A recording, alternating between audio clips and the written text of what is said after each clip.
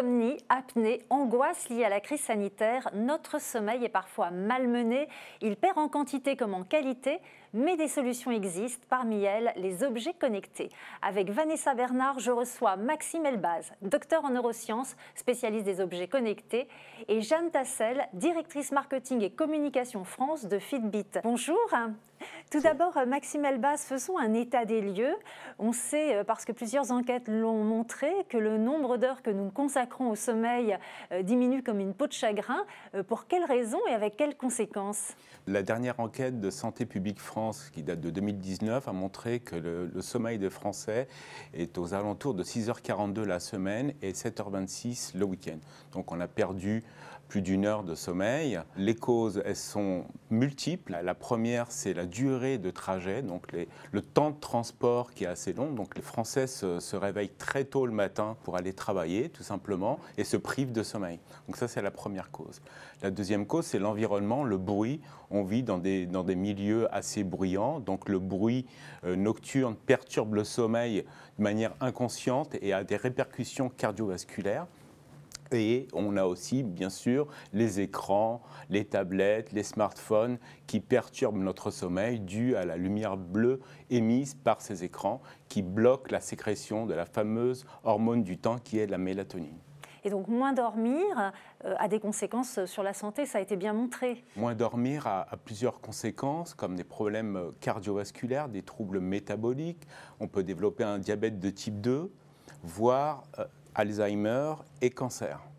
Oui, cancer du sein, cancer de la prostate notamment, bien démontré. Est-ce que les différents confinements ont aggravé cette situation ? Les dernières enquêtes réalisées par l'équipe marseillaise Coconel, dirigée par François Bec et Damien Léger, ont montré que le sommeil des Français s'est complètement dégradé lors du premier et du deuxième confinement, avec une augmentation de la consommation d'anxiolytiques. Et on a eu des développements de troubles dépressifs aussi. Jeanne Tassel, de votre côté aussi, vous avez quelques chiffres. Nous avons réalisé chez Fitbit une étude sur à peu près 2000 personnes en France en août 2020 pour sonder un peu l'état du sommeil des Français. Et nous avons été assez surpris de réaliser que finalement 50% des personnes interrogées avaient plutôt bien dormi et même 42% plus longtemps et mieux. Cependant, nous avons réalisé que 60% des 35-44 ans avaient vu leur stress augmenter nettement, et qu'à peu près 34% des personnes interrogées ne faisaient plus de dissociation entre leur vie privée et leur vie professionnelle, ce qui a provoqué énormément de stress chez eux et du coup un impact sur le sommeil. Alors, à côté du manque de sommeil, il y a aussi les troubles du sommeil, notamment les apnées du sommeil qui sont assez fréquentes chez les Français. Comment d'abord définir ce trouble et quelles sont leurs répercussions sur la santé ? L'apnée du sommeil, c'est un dysfonctionnement anatomique au niveau des voies aériennes supérieures. En fait, on a en général une grosse langue, une luette assez épaisse et un voile du palais qui est plongeant. Et en fait, la vibration de l'air crée un ronflement. Plus le ronflement est bruyant, plus on a de chances de développer de l'apnée du sommeil. Donc c'est un arrêt d'au moins 10 secondes qui va se répéter dans la nuit et qui va perturber le sommeil, ce qu'on appelle un sommeil complètement fragmenté. Avec quelles conséquences sur la santé ? La première conséquence directe, c'est la somnolence diurne. Donc la somnolence au volant, si on est apnique qui s'ignore, et on a aussi des problèmes cardiovasculaires. On peut développer des accidents vasculaires cérébraux, des infarctus du myocarde.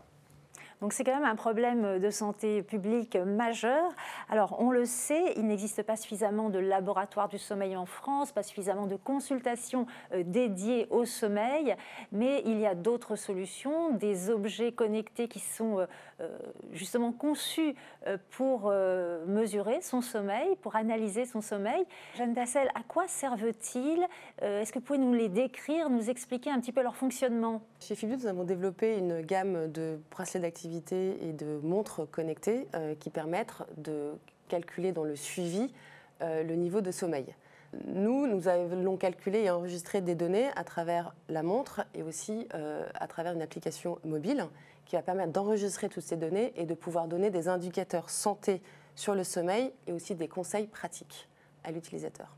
Maxime Elbaz, est-ce qu'une personne qui souffrirait d'apnée du sommeil pourrait s'en rendre compte grâce à ces bracelets connectés ? La réponse est oui, car en fait, ces objets connectés sont de plus en plus validés dans les centres du sommeil. On a eu beaucoup d'études aux États-Unis qui ont validé comme pour l'actimétrie qu'on utilise dans les laboratoires de sommeil. Et puis avec les nouvelles fonctions de ces objets connectés, on va pouvoir, avec la mesure de la SpO2, la saturation partielle en oxygène, la fréquence cardiaque, l'actimétrie, identifier la fragmentation du sommeil qu'on parlait tout à l'heure sur l'apnée du sommeil. On va pouvoir identifier. Et moi, je pense que je considère ces objets connectés comme des pré-tests de syndrome d'apnée du sommeil ou d'insomnie.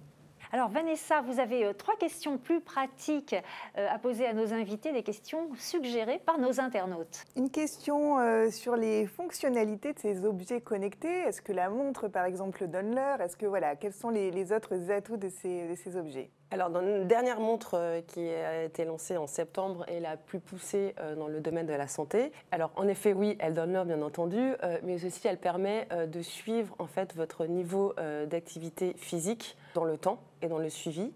Donc, elle va calculer le niveau de sommeil à travers un score. Il va aussi calculer le rythme cardiaque, qui est extrêmement important. Vous allez pouvoir aussi vous faire un ECG, donc l'activité de votre cœur. Donc, on a développé de nombreux indicateurs que vous pouvez retrouver sur l'application Fitbit, mais qui va beaucoup plus loin. Aujourd'hui, on a lancé l'application Fitbit Premium, qui va permettre aujourd'hui de justement corréler toutes ces associations d'informations et pouvoir vous proposer des solutions qui sont pertinentes par rapport à vous, à votre activité, à vous. Personnalisé donc. Tout à fait personnalisé. Peut-on parler prix, de fourchette de prix en tout cas, pour se doter de ces appareils connectés? Nos produits sont entre 149 € et 329 €. Celle-ci, la dernière, elle est à 329,25 €. Et l'application Fitbit est gratuite pendant 6 mois, enfin la partie premium. Et l'abonnement est à 8,99 €. Maxime Elbaz, est-ce qu'il existe une définition du bon ou du mauvais sommeil, tant en durée qu'en qualité? On dit en général qu'on a une qualité et une quantité entre 7 à 8 heures de sommeil. C'est vrai et pas vrai, c'est-à-dire qu'en fait, vous, peut-être, vous êtes une courte dormeuse, vous pouvez peut-être dormir 6 heures, moi je peux dormir 8 heures et je fonctionne bien. Donc l'indicateur, c'est le temps de sommeil. Si mon temps de sommeil est entre 7 et 8 heures, que je fonctionne bien dans la journée et que je ne suis pas fatigué et pas somnolent, eh ben, c'est un bon sommeil. Et un bon sommeil, ça se définit par une régularité de mes heures de coucher et de lever. Et ça, c'est très, très important. Ce qui est très intéressant avec cette montre Sense, c'est qu'elle permet en fait de vous envoyer des notifications parce qu'elle vous connaît, à force de la porter la nuit, elle connaît votre rythme physique et elle va pouvoir vous donner des notifications d'heures de coucher. Et moi, je trouve que c'est très, très pertinent parce qu'elle va m'indiquer mes portes d'entrée de sommeil. Et dès que je rate, donc grosso modo, je dois me coucher entre 23 h et minuit. Et dès que je rate cette porte d'entrée de sommeil, je dois attendre 90 minutes pour me réendormir. Et généralement, je suis fatiguée le lendemain matin. Vous avez loupé le train. Tout à fait. Merci beaucoup. Merci Vanessa, merci Jeanne Tassel, merci Maxime Elbaz. Et on se retrouve très bientôt pour un nouvel épisode d'Expertise Santé.